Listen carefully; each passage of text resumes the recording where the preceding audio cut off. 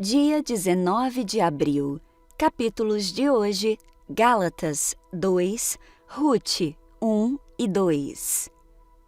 Gálatas 2.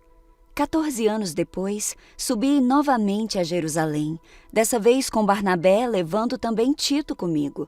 Fui para lá por causa de uma revelação e expus diante deles o evangelho que prego entre os gentios, fazendo-o, porém, em particular, aos que pareciam mais influentes, para não correr ou ter corrido em vão. Mas nem mesmo Tito, que estava comigo, foi obrigado a circuncidar-se, apesar de ser grego. Essa questão foi levantada porque alguns falsos irmãos infiltraram-se em nosso meio para espionar a liberdade que temos em Cristo e nos reduzir à escravidão. Não nos submetemos a eles nem por um instante, para que a verdade do Evangelho permanecesse com vocês. Quanto aos que pareciam influentes, o que eram então não faz diferença para mim. Deus não julga pela aparência. Tais homens influentes não me acrescentaram nada.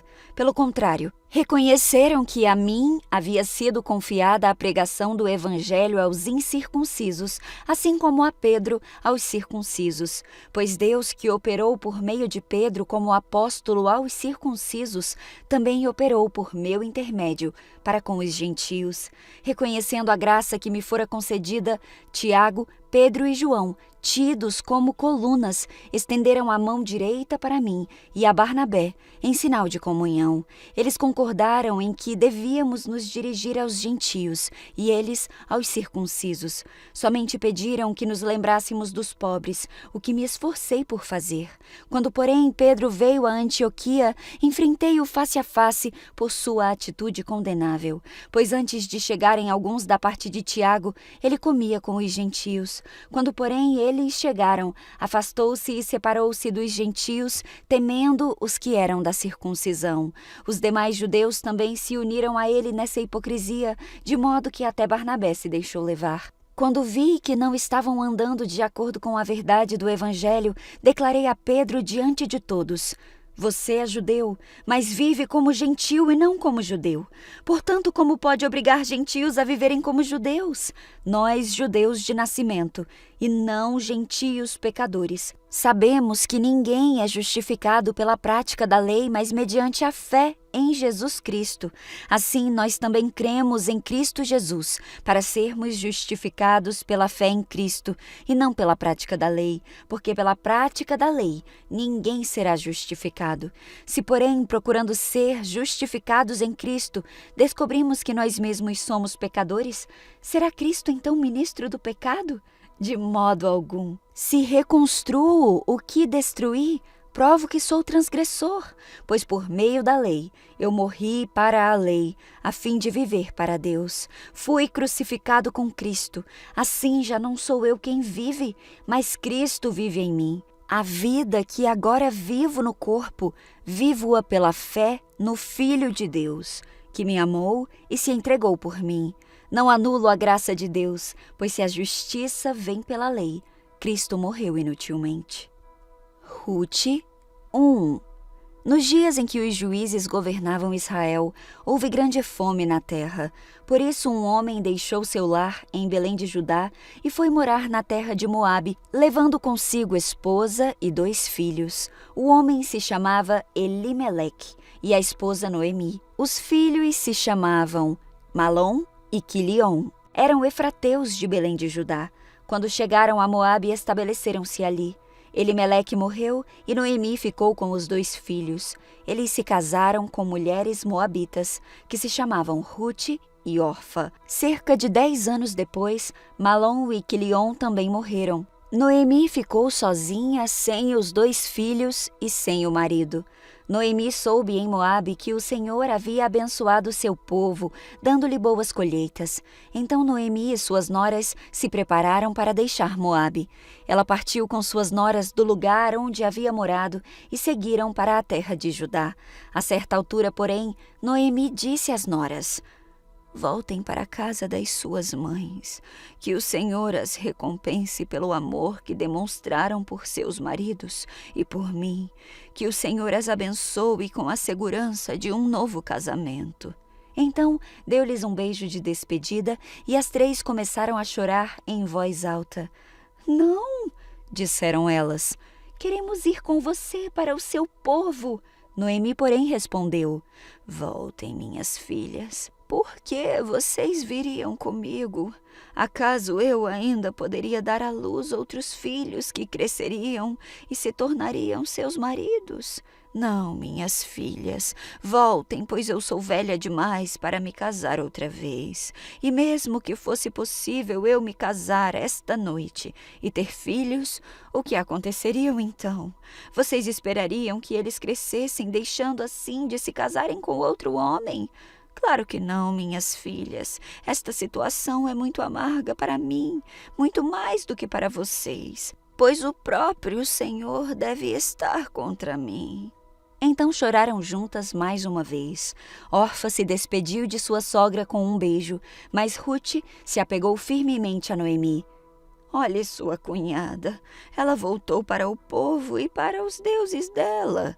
Você deveria fazer o mesmo, disse Noemi a Ruth. Mas Ruth respondeu: não insista comigo para deixá-la e voltar.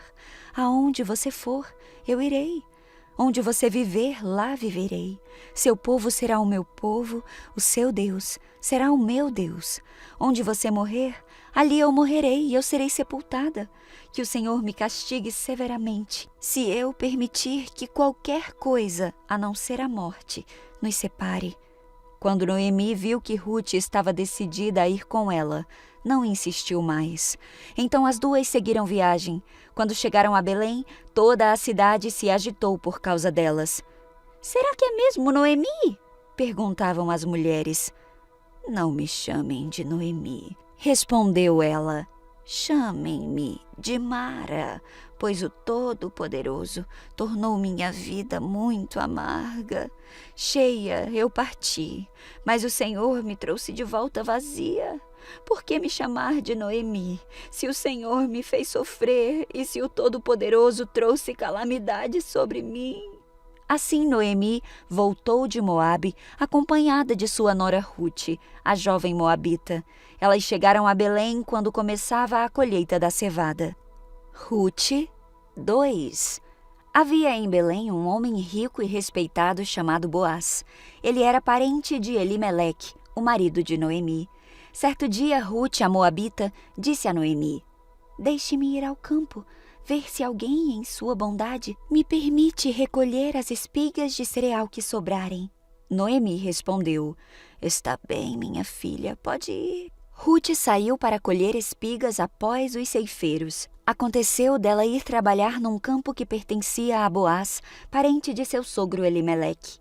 Enquanto Ruth estava ali, Boaz chegou de Belém e saudou os ceifeiros. O Senhor esteja com vocês. E os ceifeiros responderam: o Senhor o abençoe. Então Boaz perguntou ao seu capataz: quem é aquela moça? A quem ela pertence? O capataz respondeu: é a moça que veio de Moabe com Noemi.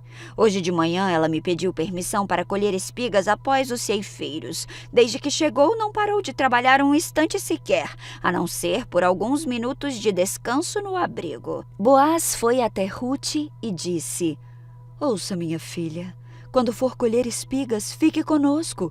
Não vá a nenhum outro campo. Acompanhe as moças que trabalham para mim. Observe em que parte do campo estão colhendo e vá atrás delas. Avisei os homens para não a tratarem mal. E quando tiver sede, sirva-se da água que os servos tiram do poço. Ruth se curvou diante dele, com o rosto no chão, e disse: o que fiz para merecer tanta bondade? Eu sou apenas uma estrangeira. Eu sei, respondeu Boaz, mas também sei de tudo que fez por sua sogra, desde a morte de seu marido. Ouvi falar de como você deixou seu pai, sua mãe e sua própria terra para viver aqui no meio de desconhecidos. Que o Senhor, o Deus de Israel, sob cujas asas você veio se refugiar, a recompense ricamente pelo que você fez. Ela respondeu: eu espero que eu continue a receber sua bondade, meu senhor, pois me animou com as suas palavras gentis, embora eu nem seja uma das suas servas. Na hora da refeição, Boaz lhe disse: Venha cá e sirva-se de comida. Também pode molhar o pão no vinagre.